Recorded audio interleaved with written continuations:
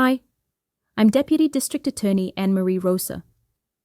Dr. Fields has asked me to explain what jury instructions are and how you will use them as a criminal justice professional, and more specifically, how you will use them to do assignments in this class.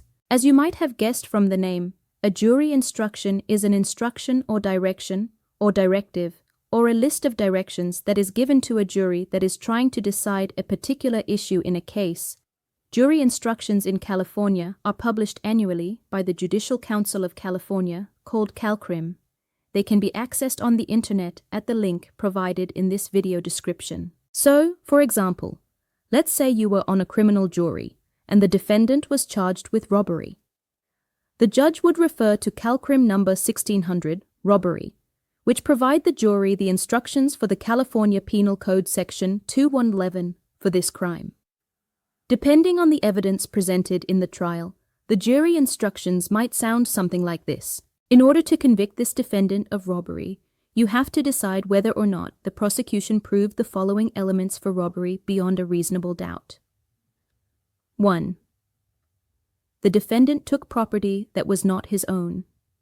2. The property was in the possession of another person. 3.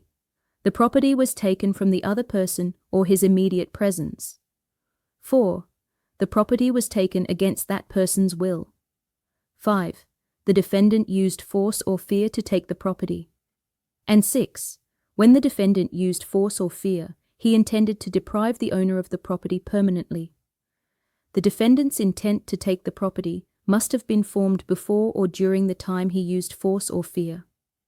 If the defendant did not form this required intent until after using the force or fear, then he did not commit robbery. All of the required elements of the crime of robbery must be met in order to convict the defendant for the crime of PC 211 robbery. If any of the elements listed are missing, for example, the defendant pickpocketed the victim and there was no force or fear, then you do not have the crime of robbery.